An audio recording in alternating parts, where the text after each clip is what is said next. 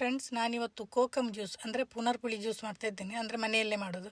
ಇದು ಕೋಕಮ್ ಇದು ನಮಗೆ ಸಿರಪ್ ಎಲ್ಲ ಸಿಗುತ್ತಲ್ಲ ಅಂಗಡಿಯಲ್ಲಿ, ಅದಕ್ಕೆಲ್ಲ ಏನಾದರೂ ಹಾಕಿರ್ತಾರೆ ಸ್ವಲ್ಪ ಬಾಳಿಕೆ ಬರೋದಕ್ಕೆ. ಇದು ನಾವು ಮನೆಯಲ್ಲೇ ಮಾಡಿದರೆ ತುಂಬಾ ಹೆಲ್ದಿಯಾಗಿರುತ್ತೆ. ಯಾಕೆಂದರೆ ಇದು ನಮ್ಮ ಮನೆಯಲ್ಲೇ ಆದದ್ದು. ನಿಮಗೂ ಕೂಡ ಕೋಕಮ್ ಏನಾದರೂ ಸಿಕ್ಕಿದರೆ, ಪುನರ್ಪುಳಿ ಎಲ್ಲಾದರೂ ಸಿಕ್ಕಿದರೆ ಹಳ್ಳಿಯಲ್ಲೆಲ್ಲ ಸಿಗುತ್ತೆ, ಅದರಿಂದ ತಗೊಂಡು ಬಂದು ನೀವು ಜ್ಯೂಸ್ ಮಾಡ್ಬೋದು. ನೋಡಿ, ಕೋಕಮ್ ಹೀಗೆ ಇರುತ್ತೆ ನೋಡಿ, ಅದು ಹಣ್ಣಾದ ಮೇಲೆ ಪುನರ್ಪುಳಿ ಇದರದ್ದು ಸಿಪ್ಪೆ ತೆಗೆಯೋದು. ನಾವು ಸಿಪ್ಪೆಯಲ್ಲಿ ಇದು ಮಾಡೋದು, ಅದರ ಒಳಗಿದ್ದು ತಿರುಳನ್ನು ತಿಂತೇವೆ ನಾವು, ಆದರೆ ಜಾಸ್ತಿ ತಿನ್ನಬಾರ್ದು, ಪಿತ್ತ ಎಲ್ಲ ಆಗುತ್ತಂತೆ. ನೋಡಿ, ಇದನ್ನು ನಾನು ಇಷ್ಟು ತಂಗಡು ಬಂದಿದ್ದೀನಿ. ಎಲ್ಲ ಮಾಡ್ತಾ ಇಲ್ಲ, ನಾನು 2 ರೀತಿಯಲ್ಲಿ ಮಾಡಿ ತೋರಿಸ್ತೀನಿ ನಿಮಗೆ. ಇದನ್ನು ಚೆನ್ನಾಗಿ ತೊಳಿಬೇಕು. ಚೆನ್ನಾಗಿ ತೊಳೆದ ಮೇಲೆ ಅದರದ್ದು ಸಿಪ್ಪೆಯನ್ನು ಭಾಗ ಮಾಡ್ಬೋದು. ನಾವು ಕೈಯಲ್ಲೇ ಭಾಗ ಮಾಡ್ಬೋದು, ಇಲ್ಲ ಚೂರಿಯಲ್ಲಿ ಕೂಡ ಮಾಡ್ಬೋದು. ಅದರ ಒಳಗೆ ನೋಡಿ ತಿರುಳಿರುತ್ತೆ ಅದರದ್ದು. ಅದು ತಿನ್ನೋದಕ್ಕೆ ತುಂಬ ಟೇಸ್ಟಿಯಾಗಿರುತ್ತೆ, ಸಿಹಿ ಸಿಹಿ ಹುಳಿ ಹುಳಿ ಎಲ್ಲ.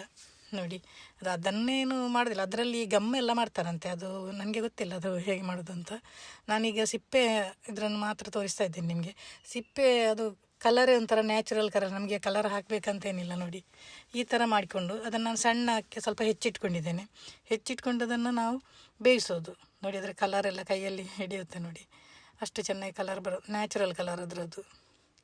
ಆಮೇಲೆ ನಾವು ಬಿಸಿಲಿಗೆಲ್ಲ ಇಡಬೇಕು ಅದನ್ನು. ನಾನು ಇದನ್ನು ಬೇಯಿಸಿ ತೋರಿಸ್ತಾ ಇದ್ದೇನೆ. ಸ್ವಲ್ಪ ಕಟ್ ಮಾಡಿ ಅದಕ್ಕೆ ಸ್ವಲ್ಪ ನೀರು ಹಾಕಿಬಿಟ್ಟು, ನಿಮಗೆ ನೀರು ಎಷ್ಟು ಬೇಕೋ ಅಷ್ಟು, ಜ್ಯೂಸ್ ಮಾಡೋದಕ್ಕೆ ಎಷ್ಟು ಬೇಕೋ ಅಷ್ಟು. ಆಮೇಲೆ ಸಕ್ಕರೆ ಕೂಡ ಹಾಕೋತಾ ಇದ್ದೀನಿ, ಒಂದು 1/4 ಕಪ್ಪಷ್ಟು, ಒಂದು 4-5-6 ಚಮಚ ಹಾಕಿ, ನಿಮಗೆ ಟೇಸ್ಟಿ ರುಚಿಗೆ ಎಷ್ಟು ಬೇಕೋ ಅಷ್ಟು ಹಾಕೋಬೋದು. ನಾನು ಸಕ್ಕರೆ ಹಾಕೋತಾ ಇದ್ದೀನಿ ಇಲ್ಲಿ. ಅದು ಚೆನ್ನಾಗಿ ಬೇಯಬೇಕು ನೋಡಿ, ಚೆನ್ನಾಗಿ ಮೆದುವಾಗಬೇಕು ಅದು ಬೇಗ ಬೇಯುತ್ತೆ. ಅಂದ್ರೆ ಅದು ಅಷ್ಟೇನು ಟೈಮ್ ಹಿಡಿಯೋದಿಲ್ಲ. ಚೆನ್ನಾಗಿ ಬೇಯಿಸಿ ಆಮೇಲೆ ಅದರದ್ದು ನಾವು ಸಿರಪ್ ತೆಗೆಯೋದು.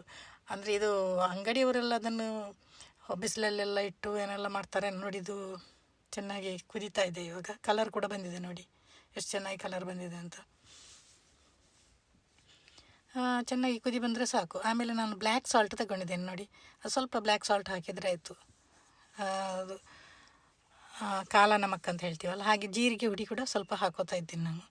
ಜೀರಿಗೆ ಹುಡಿ ಕೂಡ ಆರೋಗ್ಯಕ್ಕೆ ತುಂಬ ಒಳ್ಳೆಯದಲ್ವ. ಹಾಗೆ ನೋಡಿ, ಇದು ಕಾಲ ನಮಕ್, ಅದೇ ಬ್ಲ್ಯಾಕ್ ಸಾಲ್ಟ್, ಇದನ್ನು ಕೂಡ ಹಾಕೋತಾ ಇದ್ದೇನೆ ಅದಕ್ಕೆ. ನೋಡಿ, ಇದು ಬೆಂದದ್ದು ಸಾಕು. ನಾವೀಗ ಅದನ್ನು ಸೋಸ್ತಾ ಇದ್ದೇನೆ ನಾನು. ಸೋಸಿ ಆದಮೇಲೆ ನೋಡಿ ಈ ಥರ ಬಂತು.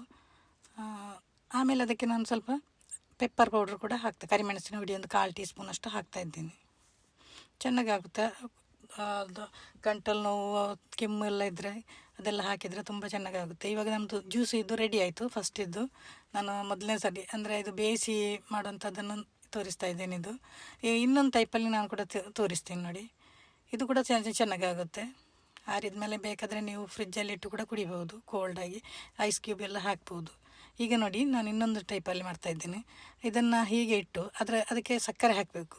ಫುಲ್ಲು ಸಕ್ಕರೆ ಹಾಕಿಬಿಟ್ಟು ಆಮೇಲೆ ಬಿಸಿಲಿಗೆ ಇಡಬೇಕು. ನೋಡಿ, ಅದರದ್ದು ತಿರುಳೆಲ್ಲ ಇಲ್ಲಿದೆ, ಅದನ್ನು ಹಾಕಲಿಕ್ಕಿಲ್ಲ, ಬರೀ ಅದರ ಸಿಪ್ಪೆ ಮಾತ್ರ. ಈಗ ಇದನ್ನು ಬಿಸಿಲಲ್ಲಿ ಇಡ್ತಾಯಿದ್ದೀನಿ, ಒಂದು ಬಟ್ಟೆ ಎಲ್ಲ ಮುಚ್ಚಿಟ್ಟು. ಯಾಕೆಂದರೆ ಯಾವುದಾದ್ರೂ ಏನಾದರೂ ಕಸ ಗಿಸ ಎಲ್ಲ ಬಿದ್ದರೆ ಅಂತ ಅನ್ನೋ ಕಾರಣಕ್ಕೋಸ್ಕರ ಹೊರಗಡೆ ಇಡೋದಲ್ಲ. ಹಾಗೆ ಇದನ್ನು ಬಿಸಿಲಿಗೆ ಇಡ್ತಾಯಿದ್ದೀನಿ. ಸಂಜೆ ತನಕ ಇಟ್ಟರೆ ಒಳ್ಳೆಯದು, ಆವಾಗ ನಮಗೆ ಅದರದ್ದು ನೀರು ಬಿಟ್ಕೊಳ್ಳುತ್ತೆ ಅದು. ನೋಡಿ, ಅದು ಸಿರಪ್ ಇದು ವಿಡಿಯೋ ಮಿಸ್ ಆಯಿತು. ಆ ಸಿರಪ್ಪನ್ನು ನಾವು ಇದಕ್ಕೆ ನೀರಿಗೆ ಹಾಕಿದರೆ ಆಯಿತು ನೋಡಿ.